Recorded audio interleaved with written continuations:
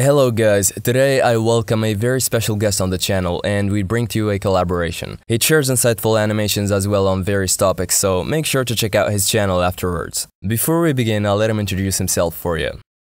Hey everyone, I'm Thought Monkey and I'm excited to have worked with the journey on this video. Every step was an insightful experience and it really helped me to expand my ideas and thoughts on this topic. Today we're going to be talking about why the news has little to do with the news. The news these days is filled with sensational headlines meant to constantly grab our attention. But why? Shouldn't the news just be a report on significant events that have an effect on our lives? Why are we flooded with breaking news and trending tweets that don't matter? There are two events that are covered in the news world. Those that happen spontaneously, and those that are what the author Daniel Boorstin calls pseudo-events. Spontaneous events are events that happen by themselves. Things like a local earthquake or terrorist attack. In other words, they are rare, but important enough that the news will cover them because they are noteworthy enough.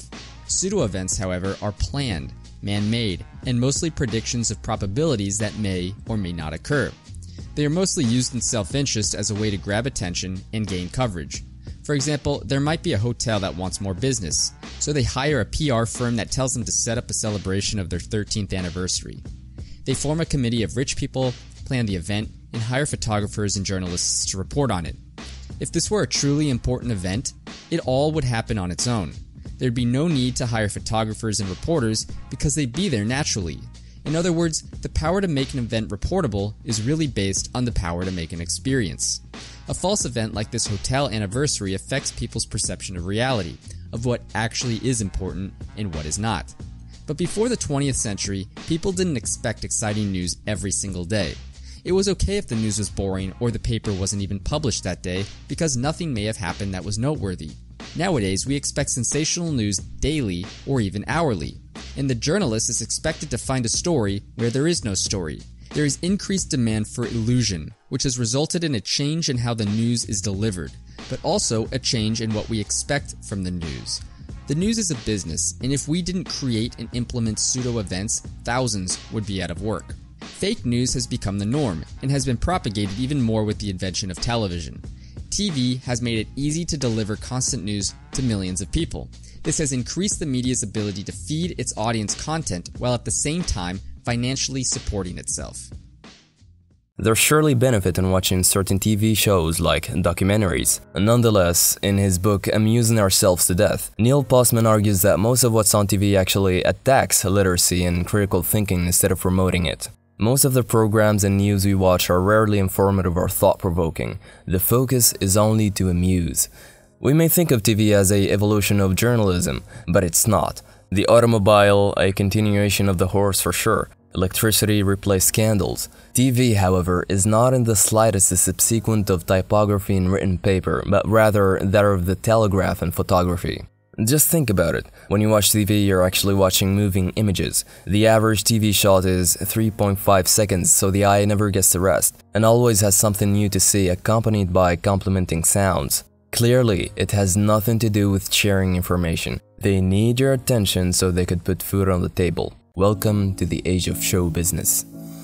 Notice when people are talking on TV, there often is no time for them to stop and think. You know, the process of thinking, pondering, that would be seen as boring or awkward. But this is a natural part of how we communicate with one another. If we were to watch people on TV have real discussions, we would be bored for the most part. No one wants to watch someone think or fumble over their words.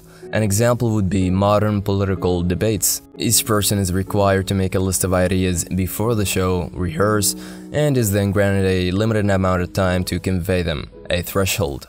Now, how in hell can a politician introduce his campaign in less than 3 minutes, let alone another one be able to criticize him in 2 minutes? Same goes for the so-called modern intellectual shows where the author is questioned not about the actual ideas in his book, but on the surface matters like his childhood, how inspiration came to him, or about his family. More often the show lingers around the hot journalist asking the questions and the excellent camera positioning.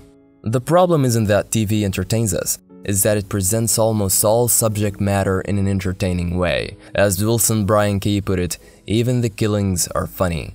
Wonder why would they broadcast a war or terrorist attack if the viewer has no say in it and can't do anything about it?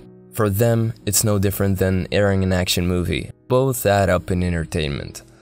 The news is on 4 times a night, has attractive anchors on it that talk with a weird news accent, engaging in friendly banter, and constantly flood you with sensational headlines that hook you by telling you part of the story, then say, find out more after these commercials, or make sure to join us tomorrow.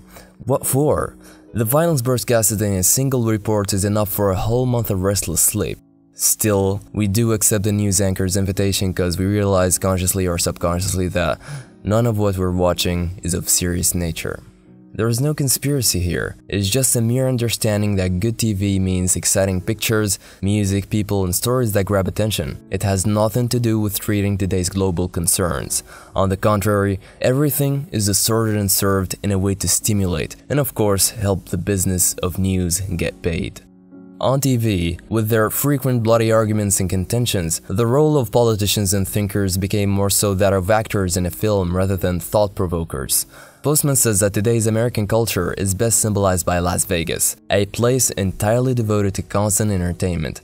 Such is the case for American media. And sadly, the medium through which information is shared often will reflect the intellectual level of a whole nation, provided the person maintains regular exposure. Keep in mind, both of the previous books were written long before what we know as the internet today was accessible to billions of people. TV is slowly being put out of business by the internet. Of course, with this comes pros and cons. Today, and especially in terms of political matters, blogs are the new medium, and they're often driven to cover content by what's trending on Twitter or Facebook or whatever is going to sell the most clicks or get the most views. Remember that the media has an incentive to capture your attention because it makes money off of advertising. If no one watches or reads their content, they don't make any money. The author Ryan Holiday is an expert at figuring out what people will click on. According to what he wrote in his book, Trust Me, I'm Lying, manipulating the media and scamming your way into the headlines is easier than you might think. It starts with bloggers who will do anything for traffic because first, that's how they make their money, and second, they are paid very little. For example, to make $60,000 a year, a blogger needs to get 1.8 million views a month. How do they do that?